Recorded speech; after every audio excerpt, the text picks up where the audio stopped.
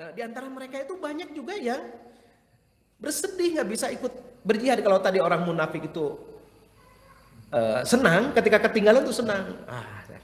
Udahlah, udah pada pergi, udah saya di sini tenang gitu ya. Senang, mereka bergembira.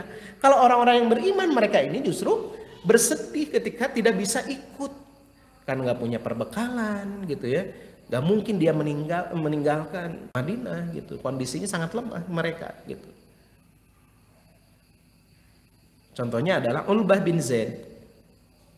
Ketika dia sholat malam, dia menangis berdoa kepada Allah, ya Allah, sungguh Engkau telah perintahkan aku untuk berjihad. Dan aku sangat ingin ya untuk pergi berjihad. Tapi Engkau tidak jadikan pada diriku apa yang dapat membantuku dalam memperkuat ya Rasulullah SAW. Menangis gitu.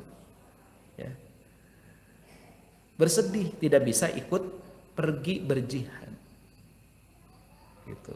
Ada lagi orang yang begitu berusaha ya untuk pergi berjihad, Abu Musa al-Asy'ari.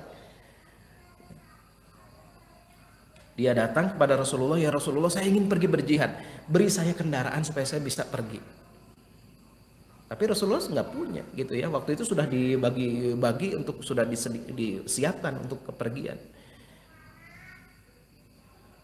Nah, sampai akhirnya mereka mencari-cari gitu ya, mencari-cari, berusaha untuk bisa pergi, sampai akhirnya dapat gitu 3 ekor unta. Akhirnya mereka bisa ikut turut serta dalam perjalanan jihad perang Tabuk itu 750 km. Kalau Tabuk itu sekarang sudah masih masuk ke wilayah Madinah ya, masuknya wilayah Madinah, tapi jauh memang dari Madinah itu, sudah hampir dekat ke wilayah Syam atau wilayah Yordania ya kalau sekarang. Nah, karena seperti itulah kondisi kaum muslimin, maka ternyata ya niat untuk pergi berjihad juga mendapatkan pahala jihad. Ini disebutkan oleh Rasulullah SAW. Sungguh kata Rasulullah, di Madinah terdapat suatu kaum, sekelompok orang yang tidak ikut berperang. Karena tadi nggak memungkinkan ya, Rasulullah juga memaklumi mereka tidak bisa pergi berperang. Ya. Mereka tidak ikut mendaki bukit, tidak ikut menuruni lembah, namun mereka bersama dengan kalian, maksudnya dalam masalah pahala. Mereka bersama dengan kalian mendapatkan pahala perjalanan jihad itu, ya, pergi berjihad itu. Jadi yang dinilai itu ini niat ya. Dan dalam seluruh amal itu ya, kalau sudah ada niat, kita ini dinilai oleh Allah Subhanahu wa taala. Misalnya nanti malam kita sebelum tidur, ya Allah, betul-betul sungguh-sungguh ya. Ya Allah, saya berniat nanti itu ingin sholat malam. Ternyata kebablasan misalnya. Pas bangun pas subuh gitu ya. Kita itu sudah dapat pahala. Pahala sholat malam. Gitu. Itu banyak tuh keterangannya gitu ya dalam hadis ya tentang masalah itu. Nah, hadirin hafizakumullah, dengan kekuatan 30.000 itulah kemudian Jaisul Usrah ini mereka pergi ke arah Tabuk ya. Jumlah tentara yang mencapai 30.000 itu tidak bisa terangkut oleh, tidak sebanding ya dengan jumlah hewan tunggangan yang ada. Itu sampai-sampai 1 ekor unta itu bergantian dinaiki oleh 18 orang. Bukan pakai motor, bukan pakai mobil, nggak pakai kereta kuda gitu ya, bukan. Jalan kaki, onta. Ya. Terus kesananya bukan mau liburan gitu ya. Bukan. Bukan mau perang gitu. Menghadapi negara superpower, kan ini luar biasa keimanannya gitu. Mereka sendiri yang ngongkosinnya lagi. Kita mah udah liburan, diongkosin lagi gitu liburannya ya.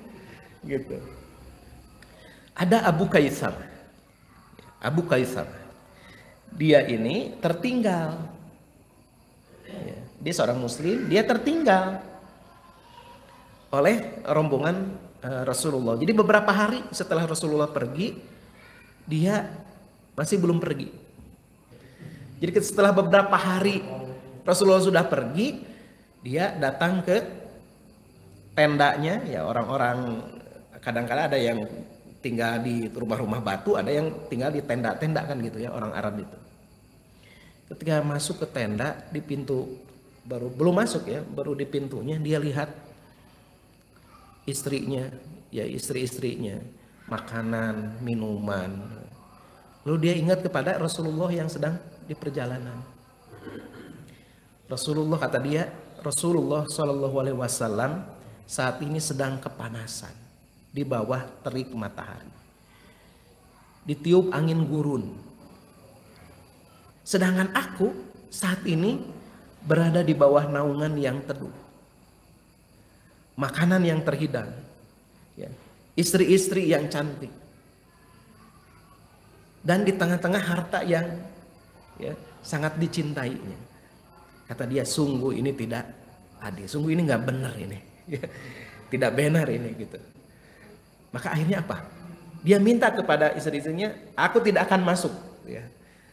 Segera bantu aku untuk menyiapkan, ya, kepergianku mengikuti untuk menyusul Rasulullah Sallallahu Alaihi Wasallam. Sungguh aku tidak akan masuk ke tempat ini sebelum aku bisa ikut dengan Rasulullah, nanti kembali lagi sini. Jadi dia di pintu belum masuk, dikumpul sama istri-istrinya, disiapin segala macam perbekalan, lalu dia pergi dan menyusul Rasulullah Sallallahu Alaihi Wasallam. Ada lagi Abu Dzar Al-Ghifari, sama Abu Dzar Al-Ghifari, dia nggak punya bekal, tapi dia pengen, akhirnya dia nyusul.